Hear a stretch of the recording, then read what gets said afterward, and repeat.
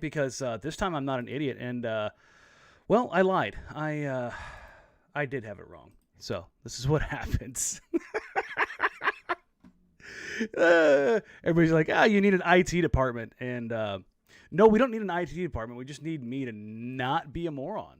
I think that's what this comes down to, Sprague. So. Yeah, no. See, I can see your mic popping a little bit right now, even though I know you're faking it. So this time it's not. This time it's not going to work. You screwed up. I had the sensitivity up, and so I could actually see that now. So no, you're not going to catch me. Sorry, everybody. That was on me. This is what happens when I try to juggle like 16 different things at once.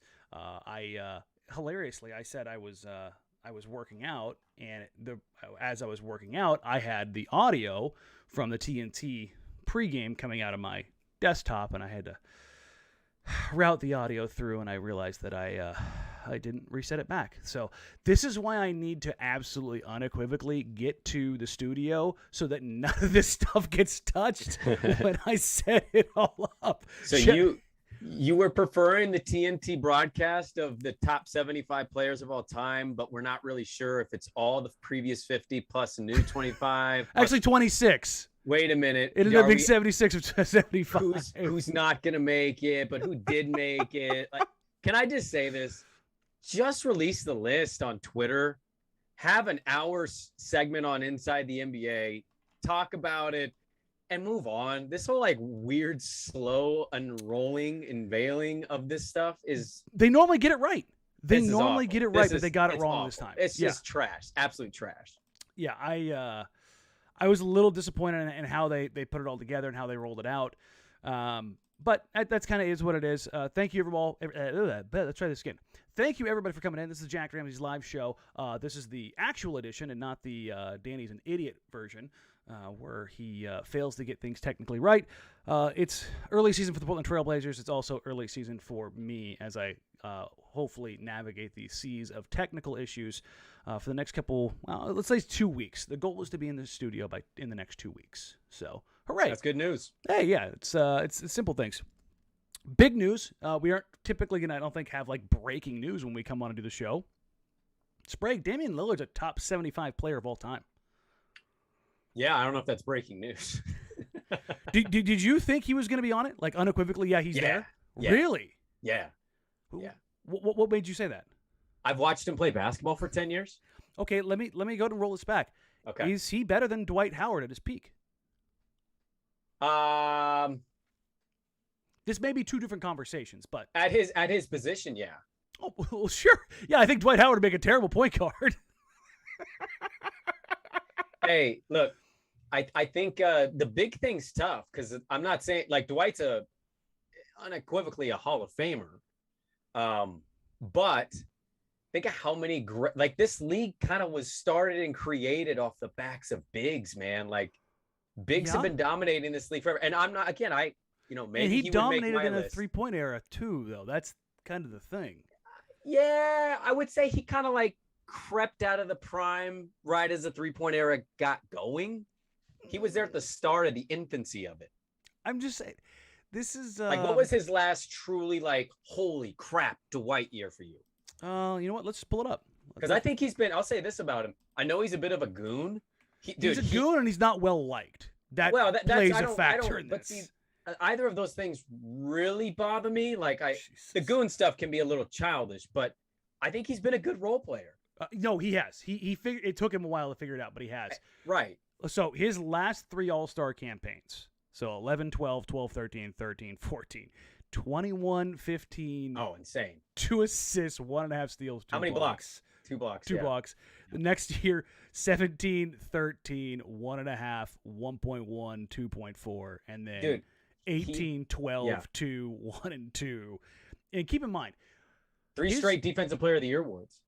8-time All-NBA. 8 times. 3-time Defensive Player of the Year. 3 in a row. I mean, and his first 7 years, Sprague, he missed 5 games playing the position in the NBA that requires the most physically demanding ability, particularly then in the NBA.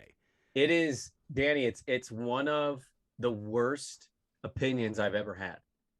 was I go back to that draft, and I was such a UConn guy. Like in 1998, I'll just tell a quick story. In 1998, God, who was it that came out in that draft? it was Emeka Okafor. Was it Emeka? I was trying to think. It was Emeka, or it was Dwight. Josh Boone. I always have Josh Boone stuck in my head. But in 1998, I won one of my really first big sports bets, and it was totally illegal. I bet one of my teachers.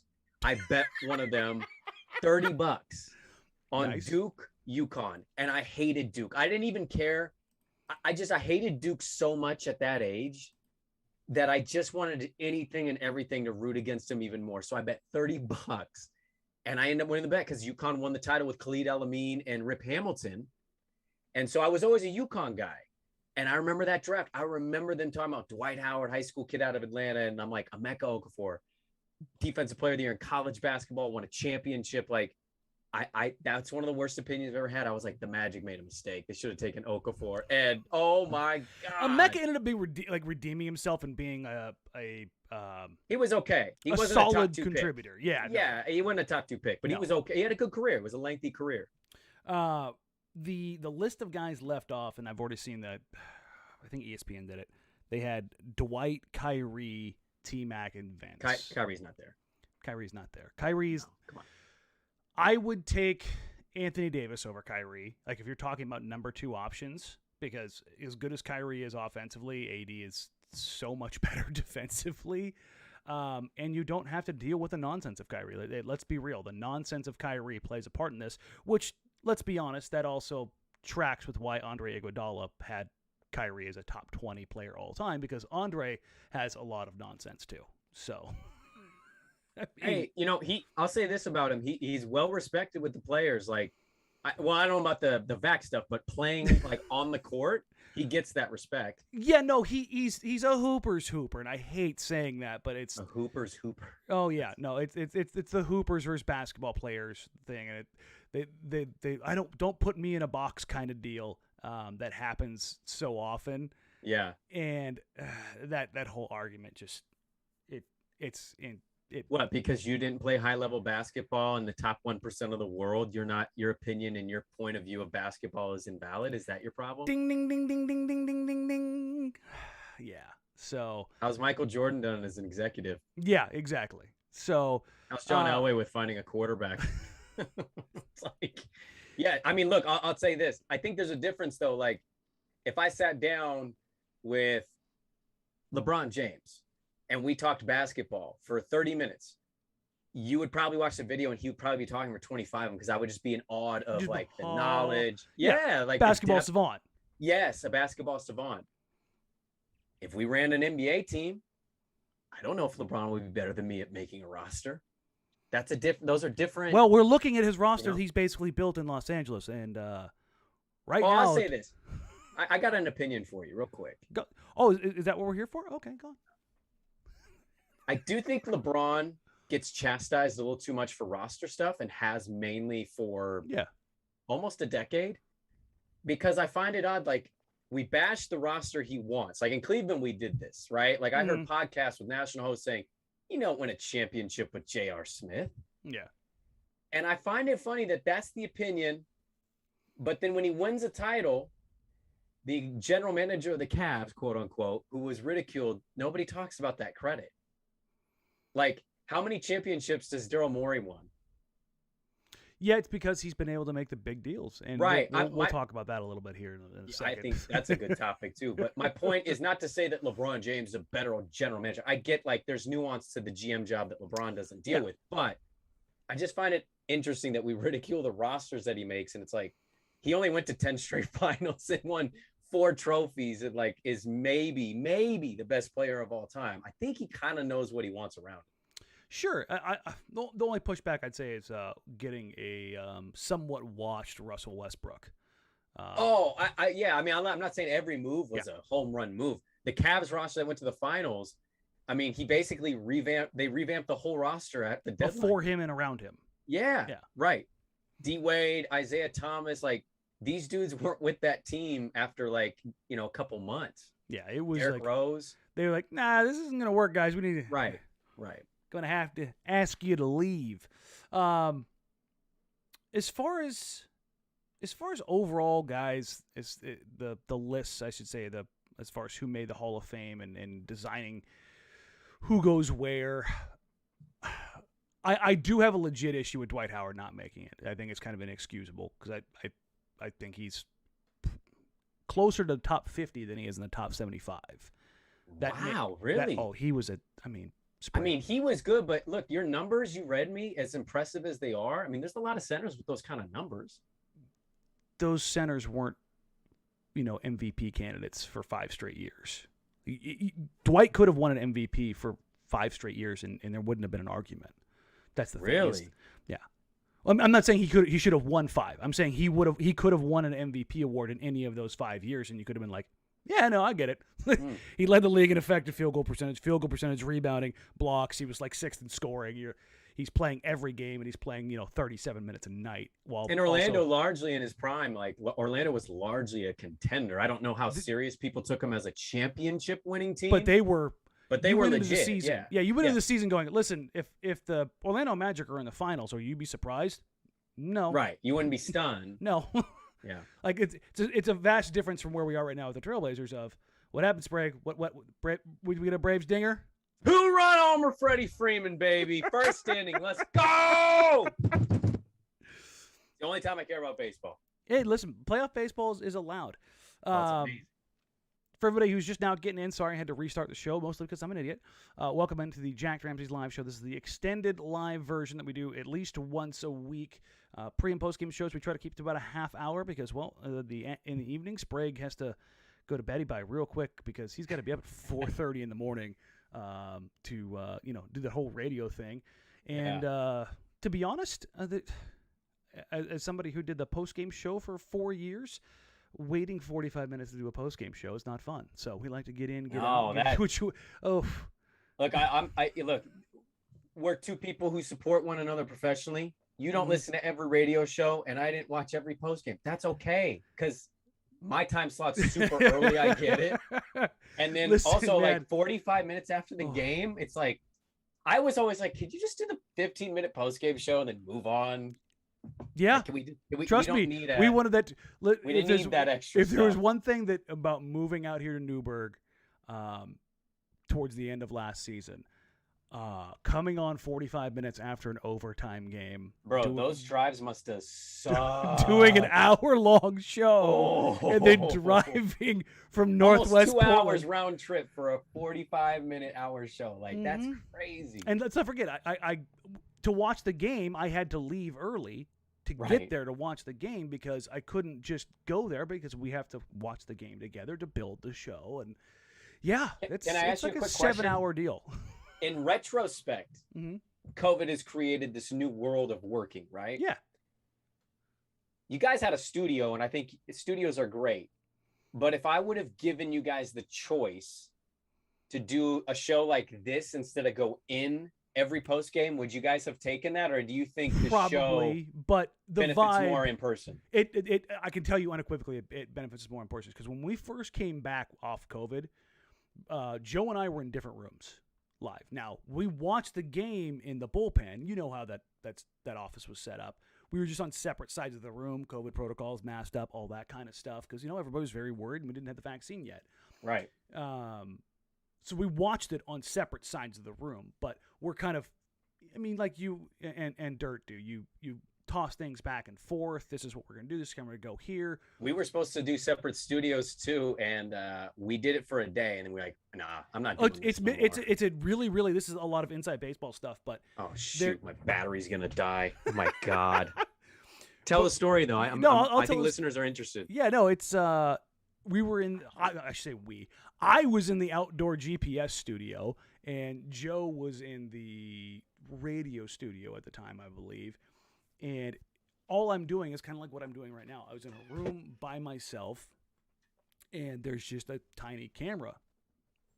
And they took the Mondo pad behind me, and they took a picture of the radio studio, and they made it look like where Joe and I used to sit in the radio studio when we first started the show. So I'm staring into this little bulb of a camera, trying to get a read. And normally I'm sitting right next to Joe, and I can read body language instead of the producer always like, hey, here's this, here's this, here's this, here's this. I can just feel Joe's telling me, shut up, shut up, shut up, shut up, shut up, or just signaling something. Instead, it was a lot of, I'm getting zero feedback. Like I could get it from my producer, but you know how difficult that is when somebody is talking in your ear and you're trying to formulate some kind of thought. And it was just it was a jumbled mess. And so once we finally got everything figured out, we went back downstairs in the main studio and got it figured out. And Johnny Foe here says, the battery thing is becoming a habit, Sprague. I know. I keep forgetting it every time I step in my Harry Potter closet, bro. I don't know what to tell you. You know, by the way, I should have hit my air fryer on, get those chicken wings started. Get it all going. Well, I mean, that's kind of how it goes. Again, thank you, everybody, for coming in. This is Jacked Ramsays live show. This is obviously different than the pre- and post-game show. It's a lot more. It's an interesting show. I'll tell you that much right now. Some kind of hot takes. Yeah, this is going to be a lot more free-flowing. This is honestly one where I want to get a lot more engagement. I'm not telling you guys to not leave comments in the pre- and post-game show, but we had 200 people in there last night, and that chat was going nuts. It's hard to keep up with all that and keep the show moving at the same time. But this is where I want to kind of go back and forth, talk with you guys, understand where you're at, answer questions, grow the community, go back and forth. So that's really what this is. And Ben West says Dwight is really just unlikable as a dude. I'd argue that's a real issue and probably the reason why he wasn't on the list. Can I give you the dumbest reason why I don't have him as high on my list as yours? Absolutely. This is one of them. Who do you think you are taking the nickname Superman? How disrespectful to the most dominant force I have ever witnessed with my eyeballs.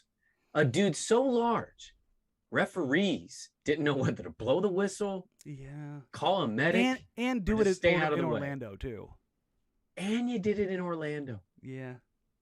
Who do you think you are? Top 75 my ass. You're out. Get out of here. Go get a real nickname. What are we doing with this Norman Powell, Mr. Big Shot stuff, by the way? Big Shot Powell? Yeah, they did that whole promo. No, they called him Mr. Big Shot. That's what the report said last night in the arena. They called Norman Powell Mr. Big Shot. I thought it was and there was Big like a Shot thing Powell. between him and Chauncey, had to like bless it and be okay with it. What are we doing? We're just taking old nicknames. We're not running out of nicknames yet. Come up with cool nicknames. Is this the movie business? We're rewriting cult classics here. I was literally just going to go. Coming to a theater near you. Big. Like I don't need to see Big. Tom Hanks is big.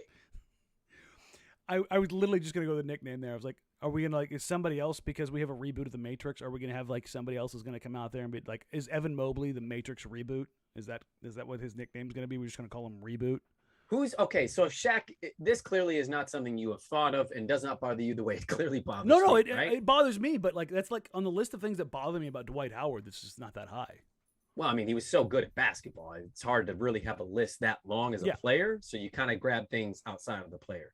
What's the most egregious nickname somebody could copycat? Now, obviously, you could say, Air Jordan. No. Like, realistically, what is the name that you hear and it maybe fires you up? Griffey's the Kid is a good one. Is a good one. That's a good one. Unless he was a Griffey, then it would be dope. Yeah, I mean, yeah, like if it's Ken Griffey Jr.'s kid, then like the Kid Jr. would be kind of sick. Oh man, it's mostly probably baseball nicknames. Rain Man, because it's so original. Ooh, Rain Man's a good one. That's a good one. Same with the glove. I think like those are iconic name. Human highlight reel. They have to be like so elite level nicknames. And here's the thing. I'll give you the best nickname I have heard from a young player over the last 10 years, and they just saw him last night. Davion Mitchell. Oh, yeah. Off Night? Off Night is that's amazing. A dope nickname. That is, listen, man, that is. You got to say it almost one word, though, to make it sound like a name, like Off Night. Off Night. Off Night. Hey, man, off night. You're looking at the schedule like, man, you got Off Night coming up. That's. What did you think of him last night? I thought he was good. I thought he was good, yeah. There was a lot of pressure I think he put on himself for that game because of Dame. Yeah, and he even talked about how when he was going through the tournament, he watched a lot of Dame tape. Tell you what, man, I don't know if you know this about me, but there's a certain physical trait of NBA players that I use a kind of a not a measuring stick, 'cause that's kind of weird. But basically, if you got a big ass, you're usually a pretty successful dude physically. Oh, it's like football players. When you got a real nice ass, you're probably a good player. Yeah, like Larry Fitzgerald has a grade donk. A #1 ass. Yeah, just a giant Beautiful. donk. Davion Mitchell was bringing the ball up the floor, and I just saw this big ass bouncing. And I was like, it's baby Kyle Lowry. Good Lord. Hey. And again, pointing to exactly, if you've got a donk, you're usually a good defender too. And it was one of those stupid things. I was watching him bring the ball up the floor. I'm like, he got thick legs and he's thick through the middle. He's going to be that dude. Yeah, you're a good defender naturally, or you're more prone to be a good defender because you have such a large, muscular / just big downside. You're like strong. You're your not legs getting are moved off your strong. spot. Bro, you're going to move guys around. I have pretty skinny legs, but like I'm hitting the gym. I'm trying to get my legs a little bigger, and I know I'm just like, just got every one of your IG searches is just squats. oh, bro, I always search squats. What do you mean? Absolutely. You look at workouts because you wanna do really good workouts, and if a dude's jacked, then I'm gonna listen to the dude that's jacked. I just love it. I can just imagine you just scrolling through just nothing but caked out IG, just like, yep. Oh, bro, I'm looking for the fake tan, like Mr. World competition, G-string in his ass. Like I want to see the glutes, the striations. Yeah. Yeah, I want to be like, oh yeah, that's the part of the butt that I want to be muscular. Connor Strong says Zion. Yes, Zion. Big ass. Boy, those are cakes, man. But I had him at Hoop He would Summit. be in the tip drill video if that was a dude strip club.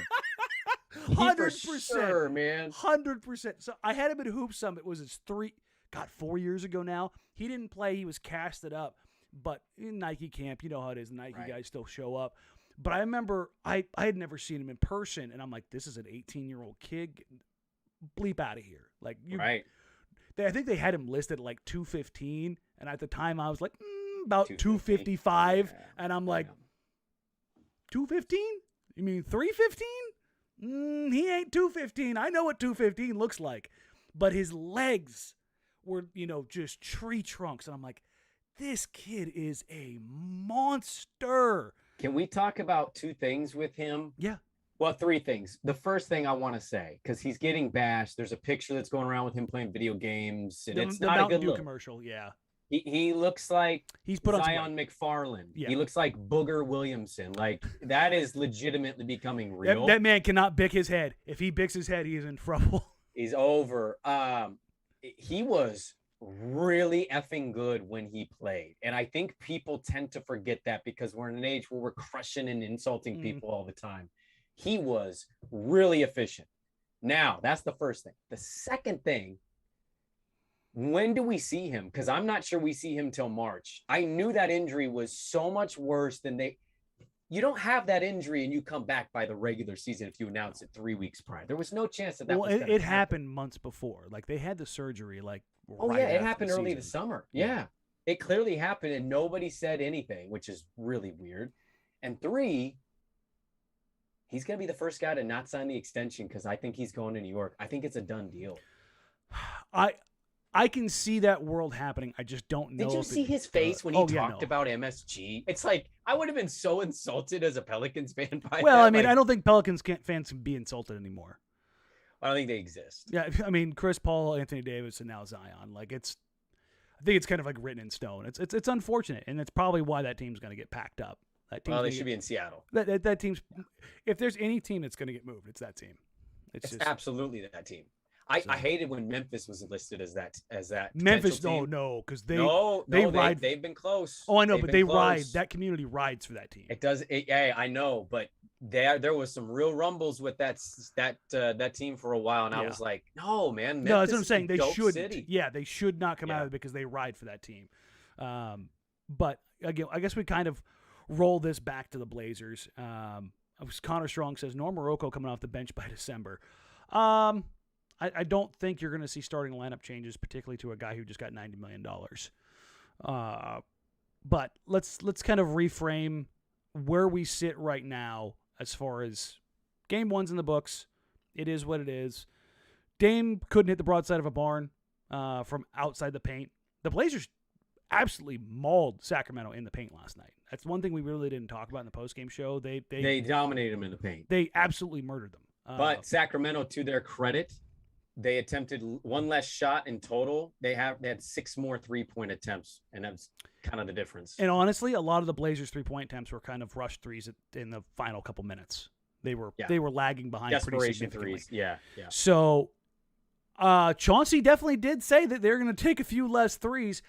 It's definitely a bold strategy, Cot. Let's see if it pays off. Yeah. I mean, because points in the paint's great, but if you're going to sacrifice 6 to 8 threes. When your best players are elite 3-point shooters. Yeah. CJ went 6 of 11 last night from 3. So, you and I think, are in the same boat when it comes to Damian Lillard. Off night, not worried about it, right? No. So I think in that regard, cool. We're right there.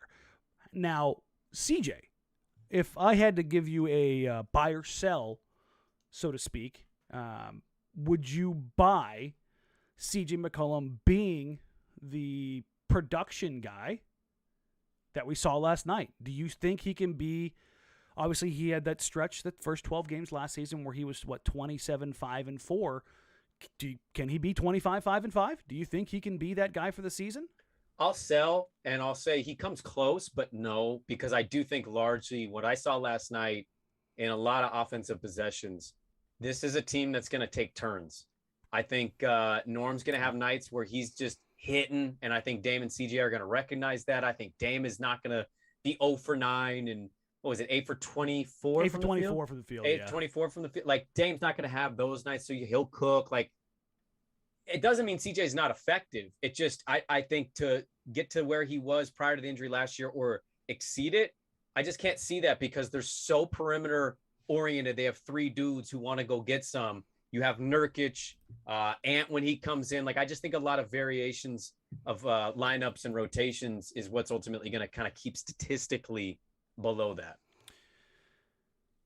What did you see last night, or did you see anything last night that makes you think that everybody's going to eat is going to be okay? In the sense of, remember, Chauncey Billups said Norm's going to get more. Ant's going to get more. Nas is going to get more. Nurk's going to get more. So somebody had to get less. Well, Norm only got 9 shots last night. Mm-hmm.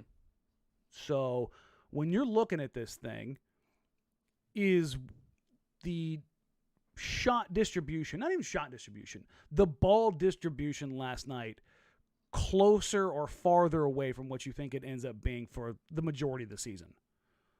Farther away. I think it was Dame kind of, 9 threes is a good amount of threes, and it sucked to go 0 for. I think Dame kind of got to a point where he realized I don't have tonight. And CJ for most of that second half run was the guy, right? Yeah. So I just think, again, this goes to the turns thing. That's why I think the averages will break out and shot attempts will be pretty close. And, Dame will be the guy, and then it will be CJ, Norm close with each other, Nurkic right there. Like, I just think the averages of different guys trying to cook or cooking is what's going to basically bring those numbers. Like, Norm's not going to finish, to me, with 9 field goal attempts per game. I would expect that number to be a little higher. I'd expect CJ's to be a little lower and Dame's to be a little higher. Yeah, I look at that and I go, I don't know about that one as far as how that balance is going to be there. I don't expect CJ to get that many shots, and I don't expect Dame. I don't expect to see 23s between Dame and CJ every night.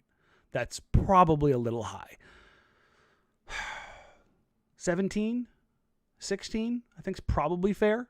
But I think closer to fair. Yeah, I mean, but if Norm hits his first few, does his Norm volume get goes 3 up. more looks? And are those 3 more looks 2 of those 3 less threes that you're looking for? Because then I think that's how you would kind of take these numbers. Because again, it's one game, and it was quite clear in the second. Like, CJ finally got it going. You could just clear as day see that. And I think Norm and Dame, like they understood it. I didn't get a vibe that Norm was upset with how many shots he did or did not get.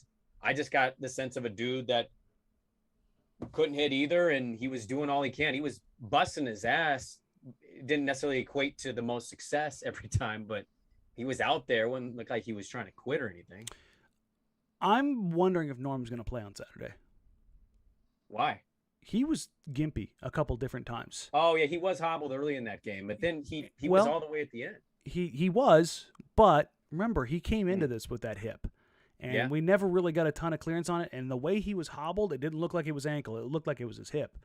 And I wonder if this is going to be one of those things where they're going to just hope he plays through it and figures it out, or they're going to go, we need to shut this down and we need to get this taken care of.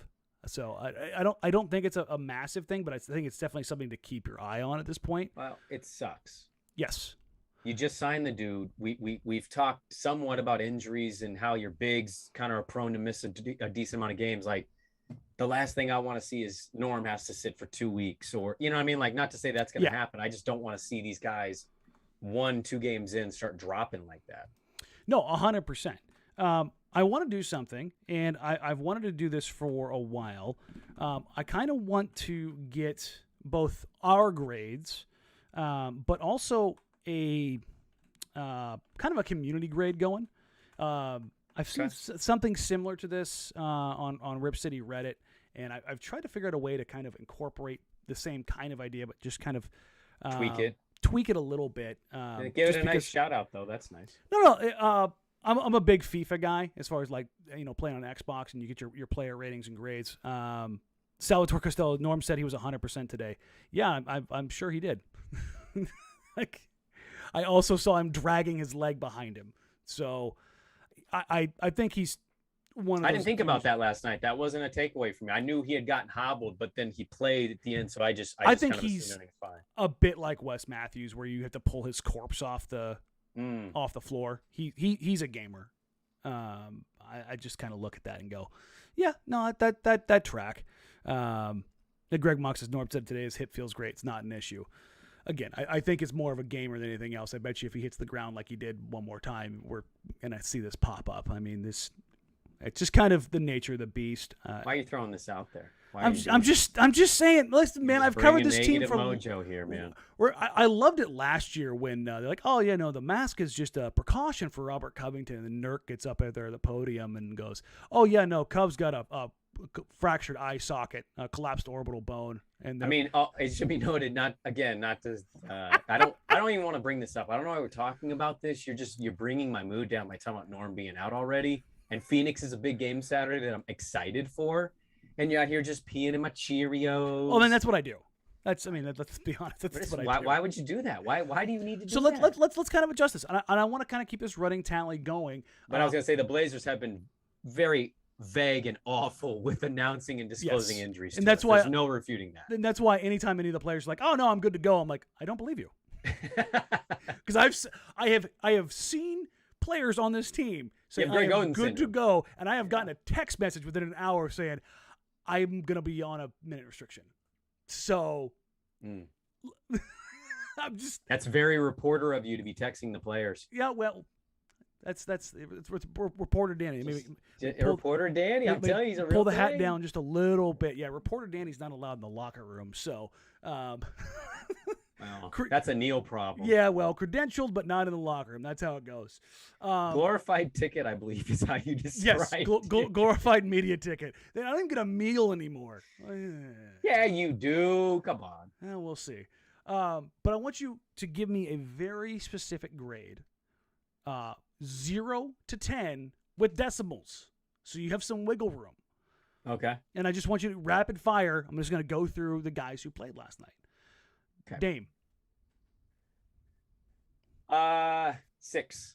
So you're going to go 6. 6.3. 6.3. Okay. 6.3. I'm going to go significantly lower. I am going to go 4.8. Wow. Jesus Christ. I'm just saying. It was a poor shooting night. And you know very different grading systems. You know what? I'm going to bring it up to a straight 5. I'm going to go straight 5 because he did find other ways to get involved, and he did take care of the ball. For a split second. He helped him a lot early, though. Most of those shots he made was all early. And getting to the paint and breaking the defense down. Yeah. And please, guys, if you're in the chat, let me know. I'll see if I can pull some aggregate scores from both. CJ.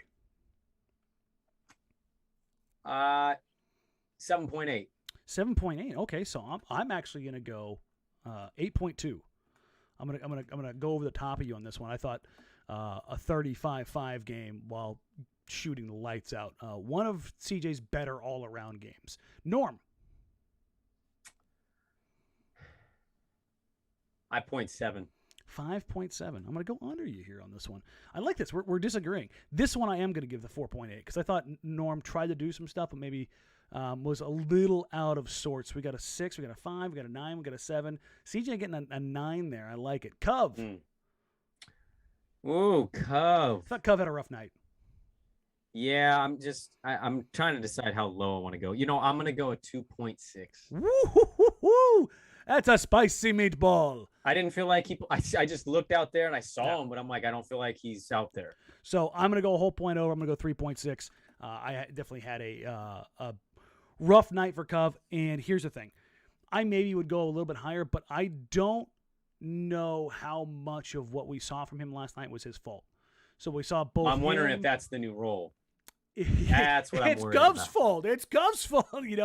I guess you could do that, but I just with the 3 guys now, Nurk's supposed to get more touches, Ant minutes. He's going to shoot more this year. Clearly, but even defensively, I saw Cove being blamed quite a bit last night because he was quote unquote on Harrison Barnes, but I saw both him and Larry Nance Jr. looking at at others.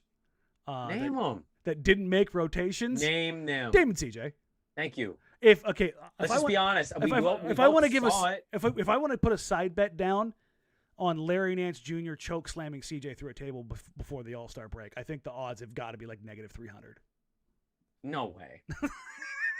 No chance. I mean, Larry Nance will swallow those words. He will not utter a thing to that man. That is the second in charge on this franchise. I don't know, man. That is Neil's boy. They've got that some is Ohio Chauncey's love. Guy. They've That got ain't some Ohio happening. love. Larry Nance ain't doing that to CJ McCollum. I'm just saying. I won't disagree with the death stares and the kind of like the point, what are you doing? Yeah, that's gonna happen. Getting to the point of that, no, I don't think that's gonna be allowed in that locker room. Yeah, so Larry had a couple last night for me, and I was just like, whew, man, he is not gonna last. There was one late when I thought the game was done when it was wrapped up, but it wasn't. But there was one, and he looked around and just went. Yeah, and he pointed to the empty spot of, where were you? Why weren't you here? Which is funny because for all of this, the stink of Terry Stotts is still on the players, and they can't adjust because of bad habits. Larry Nance Jr. came from the Los Angeles Lakers when they were dog crap. Absolutely awful. And has played for a god-awful Cavs team without LeBron James. But Larry Nance Jr. understands where he needs to be and when he needs to be there. And he's been here for a month. Danny, this goes back to the age-old thing about this topic. You gotta care about defense to be good at defense. So, I'm just saying. All right, so Nurk, what are we going with Nurk here? We'll finish up the starting lineup. 6.1. Oh, I thought we were finally gonna agree. I'm going to go 6.7. Oh, we were close though. Yeah, we were close. Kind of in the same wheelhouse. Yeah, yep. First 3 quarters, I thought he was pretty bad. Fourth quarter, dog I thought he was crap. Tremendous. I mean, just awful. Fourth quarter was tremendous, and there's a caveat that's going to be here. He was tremendous, but also shout out the NBA refs who let him beat the ever-living hell out of the Kings. Bro, how about the over-the-back rebound that he got away with? I was like, I saw an angle. Folded De'Aaron Fox like a lawn chair, and I was like, Portland benefited a little bit last night. I forgot what the final foul totals were, but Portland probably had more fouls. Oh, they had a truckload in the first half. I think they finished the first half with 13. I was like, they are on pace for a lot of fouls. They cut it, though, but there were a couple images, like Nurk had an over-the-back that nobody called, and then CJ's save on the ball. With he's stepping out of bounds. His hand is on the ground as he's holding the ball. Like, there were some benefits for Portland. I saw somebody said it. Name a more iconic duo, CJ and out of bounds with the ball, and I was like, ooh. Dude, he had he did that backstep. I know.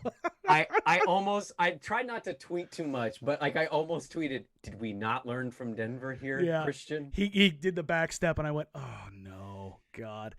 But yeah, I think the refs allowed the Blazers to get back in that game because I thought they allowed them to be very, very physical. I think there were some Blazer money line bets. Listen, that over hit comfortably, baby. Oh, yeah, no doubt. I think it's safe to say that's going to be something that's going to be quite easy. Hey, Serrano, look at this. Shout out former technical director Michael Serrano. Just got here late. Couldn't believe the Blazers actually scored 121 because the offense never flowed for more than 2 possessions in a row. I agree with that. But garbage points, desperation points. That's part of it. I'm going to give that 30%. The other 70%, the garbage Kings defense. Can I go back to the grading system of Nurkic? Yeah. So I get your grade. The stat line looks really good. I couldn't go higher than 6'1". I contemplated going lower even because you're not going to improve with that Nurkic.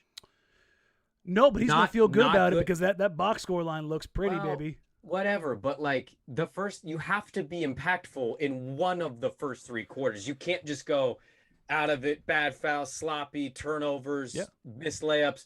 4th quarter, I'm here. Like, it's nice to have you here, but if we get you a little earlier, maybe not in a desperation situation against teams like the Sacramento Kings, huh? Yeah, and I think my overarching theme for the night is it was like, well, if Dame hits more threes, they not only they in this game, they win this game. And I'm like, that's a butterfly effect, though. Yeah, I'm like, you can't. That's not how this works. No. If De'Aaron Fox is hitting shots, if Tyrese Halliburton's hitting shots, Tyrese wasn't that great last night. No, he wasn't. He had not a very couple good. plays, and then he had the untimely error. Yeah. And you had Fox dribble it off his foot, and you had the Kings decide they wanted to Kings it up and not run their offense for the final 6 minutes. It was a tough look, but I want to give Nurk credit where credit is due, and I have to pull it back ever so slightly just because how much credit should you be given? Or I guess you say, this is the question I'm kind of asking myself. How much credit should you give yourself or give the team for finally caring when you're down 18 as opposed to over the other 3 quarters when, it wasn't that bad? I think, that's a kind of a complex question. I think depends on the game, but opening night is not a night I would expect you to go, well, let's pack it in for game 1. We'll just admit the loss. So I think there's kind of like an obligation with game 1 that you have to kind of try until you know for certain that it's over. It also really helped the comeback. Not to take all credit away from the Blazers here. No, but you have to give some, but you also have to keep that little kernel in your ear. Completely folded up shop offensively. They went away from the final 6 minutes. They didn't do anything. Nothing. Yeah. So I think it was kind of a cause and effect. It was really high ball pressure, like pushing tempo, desperate situation basketball versus, we're up 18 with 6 in Portland. We got our first win of the night. Let's just kill time. And it's hard to win games like that. Yeah, and I think this next group, the bench group of Ant Nas, Larry Nance Jr., and Zeller, I think are probably the story of the night as far as the good part of it. I don't think you can really say anything bad except for maybe Larry Nance Jr.'s box score was kind of not great. But I thought I saw some things and some energy that mattered at least. Let's start with Ant. What do you give an Ant? What was his final point total again? 11 points, 4 assists, 2 rebounds. I'm gonna give Ant a solid 9. Wow. Yeah. Okay. Well, Danny, I mean, if the dude gets a couple more minutes, which I think he will. Chauncey said he's going to get him more minutes. Right. It feels a little maybe misguided to use it, but it's the best comp I can come up with right now. I was randomly thinking about Anferee Simons in my shower today, and I thought to myself, I really liked what I saw from him. Is there a shot? This is our Jordan Poole, but he just didn't get the pub going into the regular season the way Jordan Poole did. Now, Jordan Poole is probably going to get close to 20 points a game. I'm not expecting Ant to get that high, but if he can just add 2 more buckets, a bucket, he's at 13 to 15. Remember what I said, 14 and 4 is not that far out of the realm of possibilities. That would have been ideal and amazing if I gave that to you preseason, said, hey, this is what Anthony's going to do this year. So the reason it's not higher than a 9 is because he just didn't do that. Other than that, he did everything I wanted. He created, he looked confident. He didn't, he seemed to kind of fit in with anybody he was playing with. Yeah, That's he an did play important with factor. multiple units. He played with Dame and CJ. Dame and CJ. Played with Dame and Norm, Yeah. CJ and Norm. I did want to say I liked seeing that from Chauncey. Chauncey mixed up rotations big time, and that was another thing I was going to get Maybe to. a little too quick, but we'll get to that here in a little bit. But I think that's a learning thing for a new coach. So that was an encouraging thing to take away, because obviously you think about the game a little bit more, and it wasn't like entirely awful. It sucks you lost. You saw a lot of the same patterns, but there were little things you could nitpick and take out that I liked, and that was one of them. That Chauncey was willing to try new things, whereas Terry would absolutely get stuck in rotation patterns and religiously. Yeah, so that was different. That was something that was nice to see. I'm going to give Ant a 6.9 because he was nice. Nothing? A 6.9? 69. Nice. No, I get it. It's not a good joke. Nothing, huh? All right. Well, I tried. Hey, which one of you was the stand-up comedian on Outsiders? Was it you? Oh, that was me. Was it? Yeah. Oh, okay. Yeah, All right. Yeah. Definitely not Shane Brennan. That's right. That's why they brought you on the show, is your amazing 69 jokes. Yes. Shane made him on TV. I thought it'd work here. No, nothing? Okay, good. But I am legitimately going to give I'm legitimately going to give him a 6.9. I'm not going to enjoy anything more than shitting on your past. Listen, man, that was also part of the role that I played on the show. And it drove Shane absolutely insane. He's like, "Oh my God, please stop talking." But I'm giving him a 6.9 because I think there's a ton of room for growth still. As good as he was, there's going to be a 30-point night from Ant this season. There's going to be a game where he just goes bonkers, and that's going to be his 9. That's going to be his 10 for me. I saw somebody give him an 8 and say, I think Nibble said that 8 is the Ant symbol. So that's pretty good. I like that. Well, I mean, like, I just, I guess are you really going, what number did you finish with for real? 6.9. You're really giving him a 6.9? How do you get to a 10 for Anferee Simons? How do you get to a 9? That's so much lower than I would have thought you gave him. What more did he need to do? I mean, think about it. CJ gave you 34, 5 and 5, 6 and 5, and I gave him an 8.2. Yeah, but CJ deserved a sub 9. Like, the point total to me is that's a misleading thing from what I saw from CJ McCollum last night. I mean, for me, it's like I have really good. No, I thought he was very good. Your boy? I'm not. I just think that there's the ceiling for him. Like that much higher? Yeah, I genuinely think he has a couple more years. I don't know what. I mean, maybe you'll be right. I just don't know how much more statistically he can do, and he showed us different things. It wasn't just a guy doing spot up shooting. It was a guy. He only took 2 threes. He did hit a bleeping skyhook, which to me it was his first bucket. That was something, man. That's why like a 6.9. How does he not get at least a 7? Okay, he hit every expectation. I'll round it up. I'll go 7.0. There you go. I mean, you're still lowballing him, but that's fine. Listen, I have high expectations for him. Next time you play Call of Duty, I'm gonna buy a video game system, jump on, and tell him that you did this. I'll tell him. I'll link him the minutes of the show. I hope he unfriends you on Friendster. Nas, what do you got for Nas? Shit, you're probably gonna give him a 2.3. I don't know. I mean, at this point, I grade hard, man. What was I saying? No, he's another guy. Like, I know stats didn't necessarily pop off the box score, but his energy, I thought, kind of gave them some life. He mattered in that regard, and that's the stuff that sucks because it's like, I don't know, you feel kind of corny or cliche using it, but like we know it's real momentum and energy. And I thought Nas was good for that. And they needed it when he came in because boy, oh boy, they were really close to that scene completely. They could have been done. Like they could have been down a 25 piece. And that ship was almost at the bottom of the ocean with the Titanic. I'm going to go for Nas. Stats matter a little bit. Pair the energy. I'm going to give Nas a solid 6.4. 6.4, which is hilarious because I'm going to go with the exact same score. We finally landed on one. For me, that makes me concerned that I lowballed the living hell out of him. No, I think he did. So to me, like, Ant was only 0.6 better than Nas. So here's the thing. I think you have to value them in what their roles are and then what expectations are going to be. And for me, like a 6.0 is meeting expectations. Jesus, this is the BCS voting system. I mean, holy crap, man. It doesn't need to be that specific. But no, here. that's kind of how I'm like, it is a feel thing, but like in my head, that's like where the feel is coming from.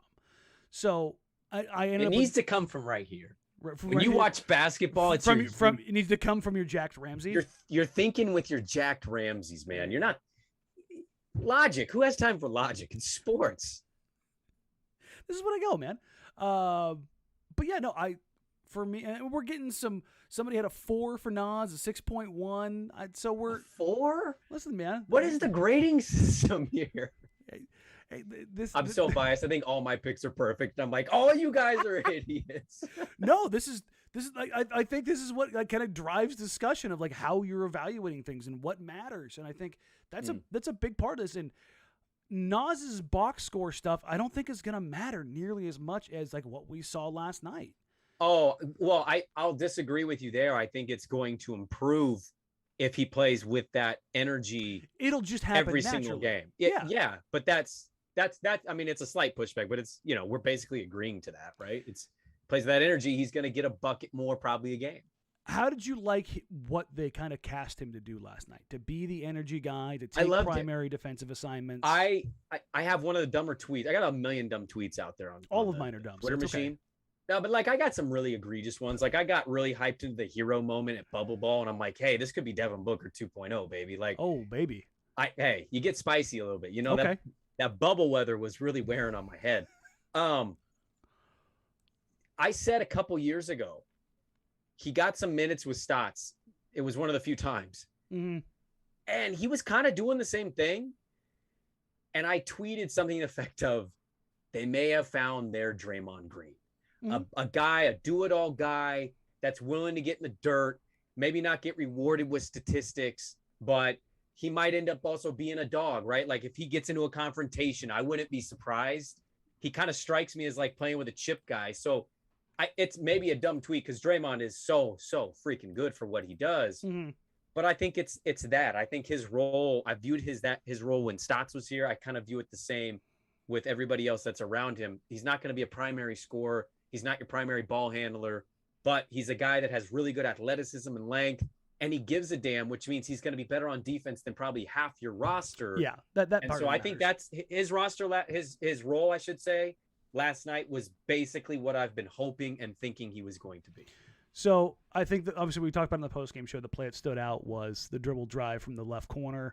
It's not there. Instead of feeling rushed like we saw him in his one preseason game where it was just, a dog after a bone, he pulls it back out, resets it, kicks it, shot goes up, chases down, grabs the offensive rebound, kicks it back out, relocates to the opposite corner, catches it, knocks down the three. Yep. That's like, if you could draw up. God, that was a great play. And they went to timeout. He was just so jacked. That you could see like the reward of that kind of coming together. He knew. He knew. Like he was like, I did this and I made the right choice and the right choice again, and I was rewarded. Yeah, and I think that kind of process is a good thing for him. I agree. Yeah. What I thought was kind of fun was the Eurostep semi-transition finish. I did like that too. The little sneaky, quick up. I had to rewind to be like, wait, that was Nas? Yeah. Nas, I wouldn't have expected. It was something where when he got the ball, I was like, turn that around, Nas. You could tell he was going to, the puppy off the leash. And I was like, maybe reel that one back. But he got himself just under control enough to finish. And I was like, okay. And you could, when he finished, he kind of looked up like, was that good? Was that good? Was that? I think a puppy is like the way that he is right now in the NBA, where he's looking for that reinforcement or that little tug on the leash of like, not yet. Yeah. And I think that's where he is. And if they can get him down that path for a couple months, lock him into X, Y, and Z, I think you'll see him grow. Like when again, I hate using this because he's not a dog, but it's a very simple thing to call out. Like when you see a puppy make that connection, like permanently, it never breaks. And you're just like, oh, there it is. And it's all of a sudden, it's like, it's a part of his game. And I think we've seen some of that already with his ability to knock down threes. He's completely broken down his jump shot and built it back up. You don't see guys in the NBA do that. It's just not a thing that happens. So I think he's a bit savant-like in the sense of once it's there, you're like, oh, okay, you can lock it in. So how much of that they can get locked in, how much they can get under control, he could be their Draymond. It could be a different type of Draymond, but I think we've all of us in the media have talked about this over Nas over the last 18 months. If he hits, he could be that dude. It's still it's still a small window, but they don't have anybody with his size, his length, his strength, his versatility. I'm sorry for interrupting you. I'll just add, because I got no more really to add except this. This goes back to I firmly believe this going in all summer. I was expecting a disappointing offseason. I was delivered a very disappointing offseason. But to be fair to the team, the one thing I did say was if Ant and Nas take a step, you are going to feel like you signed two guys that you didn't think about before. And I thought last night they showed they have the ability, if they're given the right amount of minutes and they continue to just keep the nose to the grindstone and working hard, I think it's going to have that effect. I really do. Greg Mock says Nas could become a player like Crash was. Crash, obviously Gerald Wallace. And that's who I like. I'd be cool with that too. Yeah, Nas that's a great comp. High energy, physical, rangy. They're about the same size, aren't they? Gerald's a little bit taller, but yeah, as far Gerald was higher than 6'8"? No, Nas is like 6'6", 6'7". He's listed. Is he? He's listed at 6'5", hilariously. Maybe did they have him at 6'8" before the whole height honesty thing? No, they I think they've had him at 6'5" or 6'6". Okay, my bad. If anybody wants to laugh, I'm 5'11". Go on my IG at Marang and scroll back a ways. You'll see a picture of me. He's and not Nas. 6'5". I've stood next to him. Nas is like 6'7". Yeah, no, he is a 6'7". Yeah, no, I would say 6'7". Yeah, he's a big dude, and it's hilarious. Like I said, I'm 5'11". You know, like I'm 5'10", no BS, flat-footed. Like you put me in any kind of shoe, and I'm 5'11". Like it's not a joke. Look at me next to Nassir Little, and then tell me Nassir Little's 6'5". Yeah. So it's but also Gerald is I think a little bit thicker front to back, but Nas is still a kid, so he could absolutely fill out in that role. But if it's just kind of how it goes. We're getting requests, Brandon, for they need to know a little bit more about these mid-shower daydreams that you had about Anferee Simons. Oh, well, I mean, I have mid-shower daydreams about everybody. I mean, you guys don't sit in the shower and you just get bored, so you start thinking about stuff, and Blazers popped into my head, and I'm like, I wonder if Ant gets more minutes, and then he can get like one or two more shots. You know what I mean? Like you just kind of like running through ideas and thoughts. But I'm old and washed, but I actually have like one of those old people showers. Oh. Because the house we bought, the people who bought this house from were elderly. And so I actually do sit in the shower. So, because, I'm on one leg. That, it's that. And I would say like sometimes I get super high and I walk around my neighborhood and I love to almost have a radio show or get my opinions out to myself. So if a topic gets brought up, yeah, I kind of do that. I'm like, I just start randomly talking to myself. I'm a super big weirdo. I'm sure that blends in very well out there. It's an interesting crowd out here, man. Oregon City is. I just discovered the website Open Door. Have you heard of this website? Oh yeah. Okay. Are you on it? No. So I somehow got signed up, and I go on this website today because I got an email, and it's like my surrounding area. It's not just my neighborhood; it's my surrounding neighborhoods, right?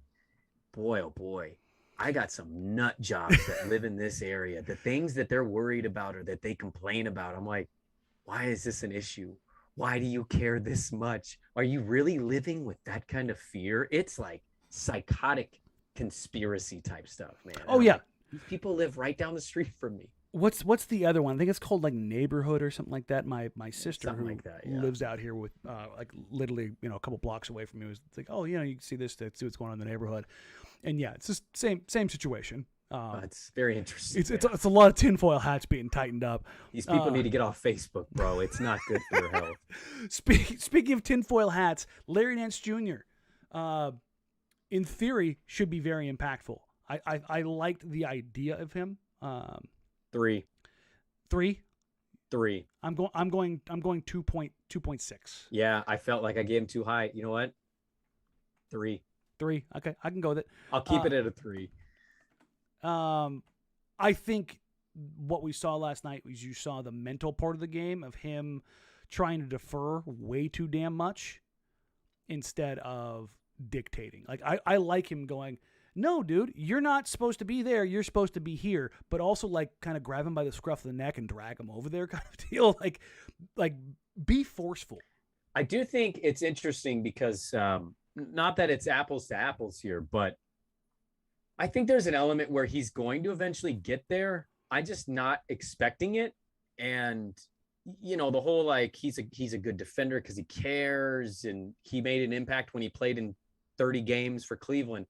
I'm not refuting it, but I do think there's an element that takes me back to what was the former Warrior center's name that had a cup of coffee? Oh, yeah, the one that came here that damn near got in a fight with CJ. Yeah, Festus Ezeli. Festus Ezeli, thank you. Yeah.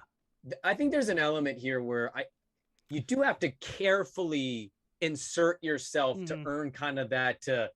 That's what I'm saying. Like the CJ stuff, CJ's going to frustrate him, and they will probably have a conversation. I just don't know how confrontational that's really going to be because CJ doesn't give a damn. He ain't going to listen to you if you come into his locker room. He's going to be like, "What did you do in Cleveland? We've been going to the playoffs every year." I think there's an element where he has to build into that kind of cachet before he really kind of gets into it. I agree with you in a sense, but my pushback is Festus Ezeli is Festus Ezeli. Larry Nance Jr. is Larry Nance Jr. I think that's a knock on Festus Ezeli, my man. That guy, you know, he played for the Warriors at one point. Again, he played for the Warriors. He was not a say what you want about Andrew Bogut. If Andrew Bogut was the guy coming in that locker room, Andrew Bogut's got a lot more cachet, right? I think Larry Nance Jr. has more cachet. I think he's widely looked at around the league as being a very high IQ guy who works his ass off. So I think the pushback there, if you're Larry Nance Jr., is, listen, man, I know what the hell I'm doing. I've had some injuries, but I know what the hell I'm doing. Festus Ezeli was, you were the 12th dude on the Warriors. And played in Game 7 and guarded LeBron James. Again, one of the worst Steve Kerr coaching moves I've ever seen in my life. I couldn't believe he did that. And I wanted Cleveland to win. I'm like, yes, keep this dude in. Yes, Festus, good. So I think I do get what you're saying. Yeah. But also I think Festus was a pretty non-controversial guy. I think him was, as the stories have been told to me, Festus was more of a, hey, listen, this is where I came from. This is what I understand. This is what you need to do. I think Larry is more of a, hey, man, you're an idiot. Stop doing this. Like, I think they both go about things very differently. Maybe that makes it work better or significantly somebody goes, worse. Dude, shut the F up. Like, who are you right now? And that's why I'm saying, like, I don't think we're going to make it to the trade deadline without Larry wanting to put somebody through a table.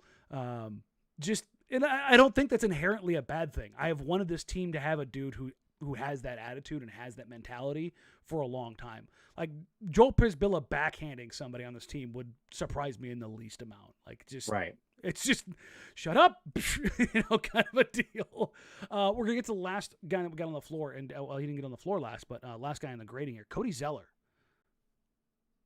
I don't know how much more statistically he's gonna give on an average basis. Mm-hmm. So I'll take into account what he did. He outplayed Nurkic for a large stretch of that game. I'm going to give Cody Zeller a solid 7-9. Wow. I'm going 8 on the dot. I thought he outplayed Nurkic handily. I thought the only reason Nurk got back out there is because he's Jusuf Nurkic and he's in a contract year, and Chauncey didn't want to piss him off because Zeller was outplaying him pretty significantly. What was your grade for Nurk? 6.7. I think what you got from Zeller, like you said, statistically, it might bump around a little bit more. Like, legitimately, if Cody has 11 or more 15 times this season, I'll be surprised. He'll have those games. It's just a matter of how many he'll have. He's never going to be a Well, I shouldn't say never because injuries could happen, but as we sit right now in his role, consistently, I expect him to finish under double-digit rebounds and under double-digit points for the season. I expect him to be like an 8-8, 9-8 kind of guy. Very Ed Davis-esque in that sense. And I think he's just a bigger, stronger Ed Davis. the entire Kings team thinking that he was going to kick it out on that short roll and then absolutely punching it. I woke some people up to how well Cody Zeller moves. I think the combination of Larry Nance Jr. and Cody Zeller being on the floor and the stark contrast that throws up against between Carmelo Anthony and Enes Kanter last season opened some eyes to, whoa, that was different. Yeah. I don't think you can get worse than that combo. So I think any combination of players, it's going to look like that no matter what. Right. Yeah. No, that's fair. But that's, I give Cody a lot of credit. I gave him a good grade. We basically agree with him or on him that he did what we hoped he would do, and he looked good doing it. Looking at our grades, we're pretty much in agreement with only more than 1 point swings between Dame, Cove, let's see, and that's about it. Yeah, just Dame and Cove. Otherwise, we're within 0.9 on all of them, which, okay, it's a good start. I've seen some 7.9, 7.2 for Zeller. I think if we did a straw poll, Zeller would probably grade out the highest last night between him and CJ. CJ's box score was nutty. I mean, listen. I disagree. I think Ant scores pretty high. You think so? Yeah. I don't know how. I guess maybe I'm missing the mark here. And I'm kind of exaggerating what I saw. I thought he was very. I mean, you can't really play. He gives you one more bucket. He's averaging 13 points a game as a 6-man role. He's in his 20s, and I'll say the quiet part out loud here. He quite literally showed you could move on from your number 2, save some money, and maybe be okay. That's how much I enjoyed watching him play. I don't know. There were bursts of that for me. It was hard not to have that opinion. It felt weird, kind of game one, like, oh, you're having this thought again. But just being really honest, like I thought there were variations of Norm, Dame, and Ant, or Dame and Ant that I just was like, I think they would recover okay if they ever made that move. And see, I've kind of been in that boat for so long that I think Leslie says Danny just has high hopes for Ant, so a good game isn't good enough. Not necessarily isn't good enough. I agree with that. That's a good take right there. Yeah, you're lowballing him. I am. Like I said, I think there is more room for growth. Like I've been pretty steadfast in this. It would not surprise me in the least bit if Anferee Simons plays 24 minutes a night and ends up being 14-4, 14-5. Yeah. That would not surprise me at all. I think the kid is an absolute bucket. And he was being held back by having to defer to a black hole in Enes Kanter, who every time he got the ball it was going up, and Carmelo Anthony, who stalled an offense out more than anybody in modern NBA history. And he was, relegated to deferring to that because of some BS legacy.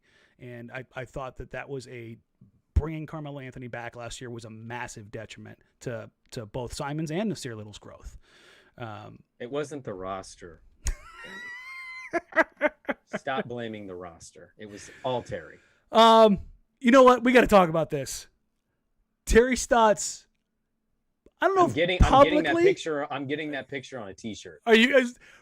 Would you say he was publicly at the Portland Timbers game? Yes. Yes. Do you think? Riddle me this, Danny. Daniel. Man. Lemon pie meringue. Like, tell me this. Did you stick it in your craw? You think it just happened to randomly get tweeted by the Timbers Twitter account with a beautiful picture of him just chugging a beer like, oh, life is great. I see what's happening over there, and it's still a loss. I think Terry Stotts is going to wake up every day that they lose, and he's going to snap the newspaper. He's going to what a nice morning today is. Just straight up Mr. Bean in the hospital with the guy with the broken legs, switching his legs back and forth. He's going to live the best. I'll tell you this. He's going to live the best life because he's going to take absolute pride and happiness when he sees Dame, CJ, all those guys succeed.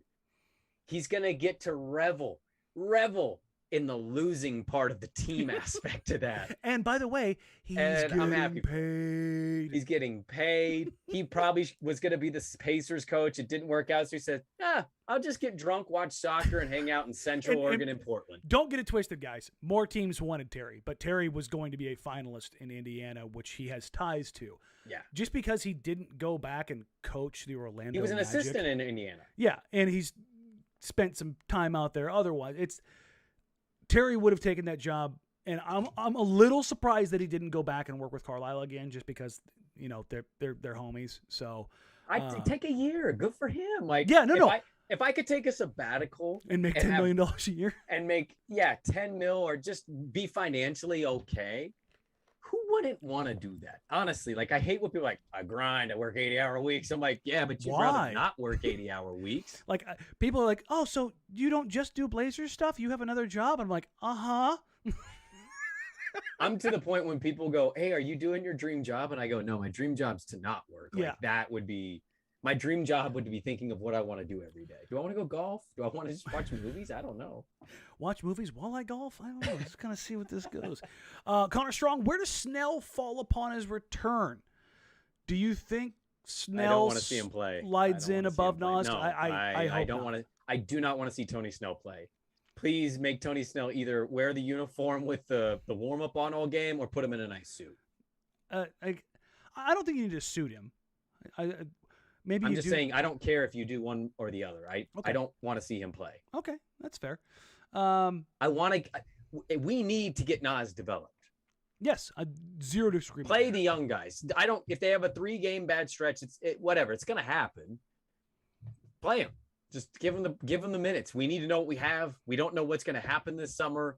Our pivot point's gonna be like, yeah, we lost Dame, but we still got Ant. That's going to be us potentially this summer, and I want to feel okay about some of the young talent on this team. Okay, I can dig it. I can go with that. We kind of promised we wouldn't do this again, but Daryl Morey's making it freaking impossible to not do it. Ben Simmons is in the news again. I'm so tired of this story. I am too, and I kind of went on a 20-tweet rant. Not on purpose, but I slightly disagreed with you. Did you? Yeah. Go. I won't refute the chemistry, the kind of being a cancer, a team cancer. I know we use that context a lot. It kind of makes you feel uncomfortable, but not somebody good that you want around your team. Joel does not want him around. No, but if you read the report, they went and had a team dinner. They played the Pelicans. They got a win. I know Joel is banged up already, so that's problematic.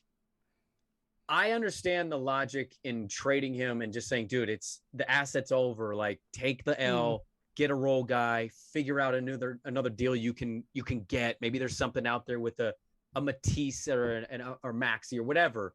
I get that. But there is an element to Daryl doing this that I personally kind of enjoy.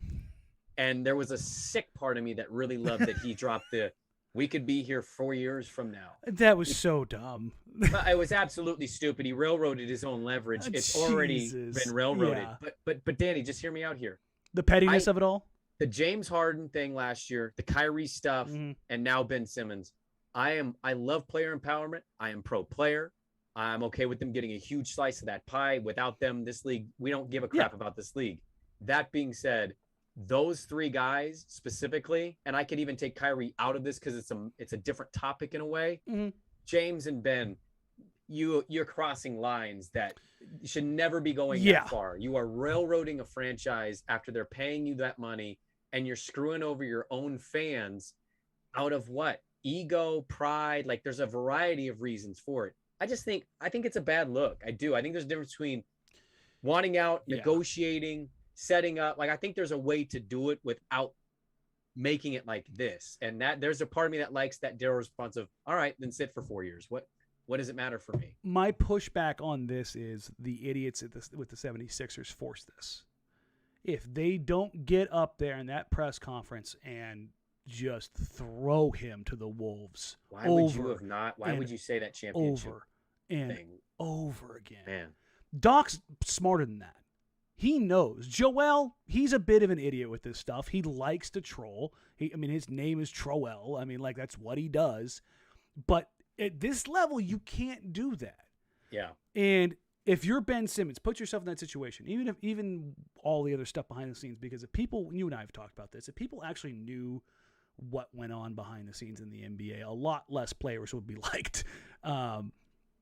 But even knowing that, the Sixers organization screwed Ben over hard. And at that point in time, I don't disagree with that, Danny. I'm not saying they are almost 100% responsible. And that's my point. Thing. And that's why I differ from Harden. Harden was like, nah, I'm out. I'm going to go play with my boys. I think that's different. And I think he was rewarded for that behavior. That pissed me off. He was rewarded for the behavior. And I don't like that. And I agree with you 100% on that. And this is where they did Ben sideways publicly. And Ben basically said, no, F you. Screw it. You don't want me? I don't want to be here. Get me out of here. The 76ers don't get to have the, oh, screw you. You're trash. Everything that happened is on you. That one dump off pass because you wouldn't dunk it is the reason. We saw what this team was without Ben Simmons. It was a first round exit. Shut up. And I understand Morey wanted to recoup his assets. Keep your coach and your MVP under control. That to me is what makes this different. And that doesn't excuse Ben. Ben is a head case. There's no doubt about that. Jackie Mack had a good point. Do we know he wants to play? It's a real thing, and that has been a thing about Ben Simmons since high school. It was on his draft grade, and I remember. Does he care enough, or does he just want the money? Remember when they played Oklahoma and that Buddy Hield team? And I remember watching that. I was jacked because college basketball rarely gets those moments, so I turned it on. Man, I watched a close game, and I watched a dude not want that ball at the end of that game, and I'm like, that's a little problematic. Like, you're gonna be the number one pick. I want you to be aggressive. Buddy Hield's not giving a damn. Just go play. And so maybe that is a real thing. But I think the 76ers have stepped in this every single step of the way. And this whole idea of like, we're just going to hold out and we're going to make things hell. I'm going to hold on to him for 4 years. So you're going to take Joel Embiid's prime years and piss them away because a third of your cap is tied up. What if Joel tells you he doesn't care? Then what if Joel likes the pettiness too? Does he really like? So if I'm an owner, I'm telling Daryl and Joel, you're both out of here. Then you're not going to take and have a third of the cap tied up in a guy. But here's the other part to this too. As ugly as it is, like seriously, tell me what team is watching this going, I want that dude on my team.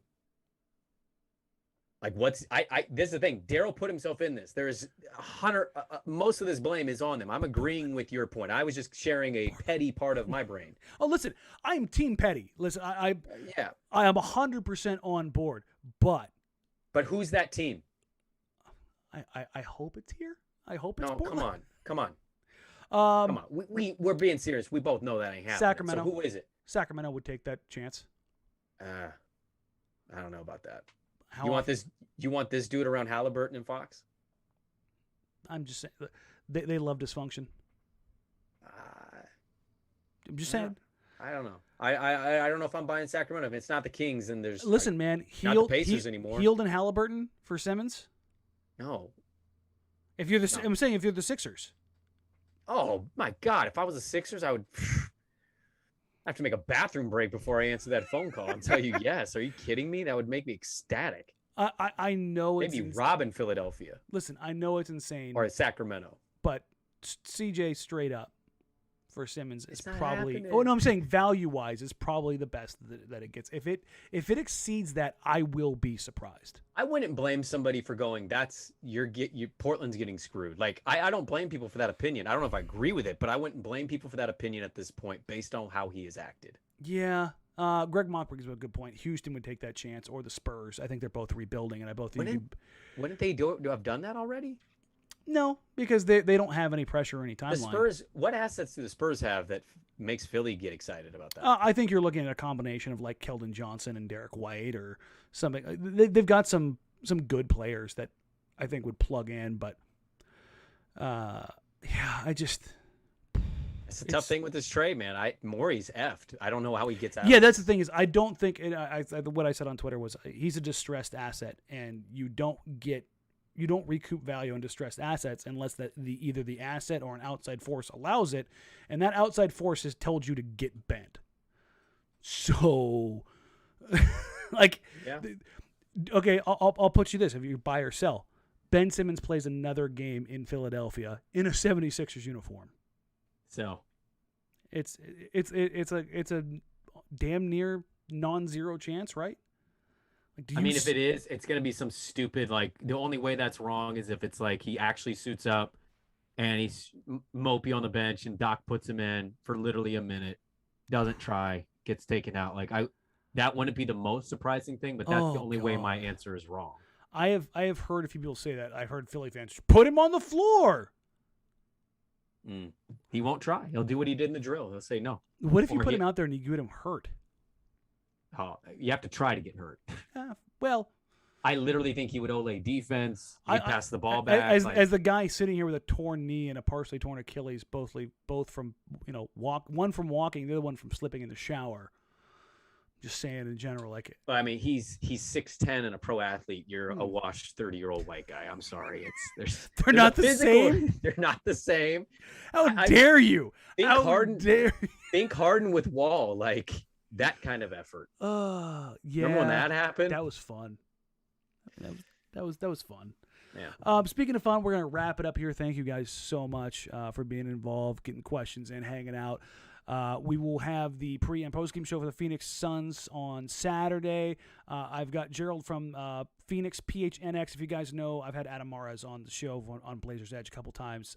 Good friend of mine, the DNVR guys. They started a branch in Phoenix. Gerald is one of the guys there. We'll have the DNVR guys moved to Phoenix? No, they have another branch in Phoenix. Yeah, they expanded. Is that a subscription-based website? And they have a bar, like it's an on-site type thing. It's rad, man. They're doing so well. They got to Phoenix. Yep, and they've looked in other markets as well. So, do you think when you do that, you're not being obvious?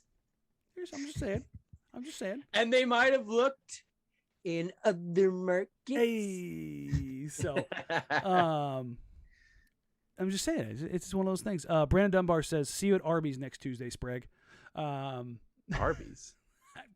Listen. I don't get the joke. I don't know either. Maybe he thinks you're a big fan of roast beef. I don't know. I do think Arby's is really underrated. Arby's is delicious. Who didn't love a cheddar sandwich with roast beef? Who didn't want a Big Montana covered in Arby's sauce with curly fries? So the only thing I ever liked from Arby's was the Arby's sauce. Hell yeah, I would drink that, bro. You didn't like the curly fries? I'm you got the best curly fries in the business. Yeah, I know, but curly fries still suck. So, dun dun dun. That's the cliffhanger we're gonna end on. I think I have disturbed the sensibilities of Brandon Sprague. You know what? We're done. We're wrapped up. We're gonna wrap up here in like 30 seconds. You sit there and you take it. I might leave. I'm hitting leave meeting right now. All right, guys. I cannot believe you just had that opinion about curly fries. We'll come back on this one. I'm just saying. I mean, listen, man. No, there's no coming back from that opinion. You're gone. You might as well be Senator Palpatine. Like, you ain't Vader. There's not some good in you. You're evil. You're gone, bro. Like, that was an awful opinion. Listen, man, it's just how it goes. I do have a last slight bit of business here. We do have, like I said, I alluded to it last night. We do have a kind of an option for a Manning cast thing that I'm trying to dial in. We'll do it a couple times a month. I don't know if Brandon will be a part of it. It won't be all game long. It'll be like a quarter or two. We'll probably set it up as part of maybe not a Patreon service, but as part of a subscription service, because as a trial basis, we got to go through a bunch of stuff. But if you guys are interested in that, I'll have some more information on it in the next couple weeks. Until then, please, if you're watching here on YouTube, you're watching on the replay, you're listening on the podcast, follow along here on YouTube. Click the subscribe button. Subscribe to the podcast wherever you are, or if it's Spotify, Apple Podcasts, Google Podcasts, whatever platform you are. Help us grow. Every single one of these, we get more and more subscriptions. The channel grows, the content grows, the community grows. Thank you guys so very much. I really appreciate it. We will have you pregame at 5. The game's at, well, I got to double check now because it's a Phoenix game, so it's an hour ahead. So we might go. So it's 6. So we might go at 4 just to always keep that 2-hour gap. and we'll kind of go from there. Until then, guys, for Brandon, I'm Danny. Thank you all so very much. We will catch you guys on Saturday, and then on Sunday we'll have the mailbag pod. So we'll have plenty to talk about on Sunday's mailbag, and we're back to it. Until then, take care and bye.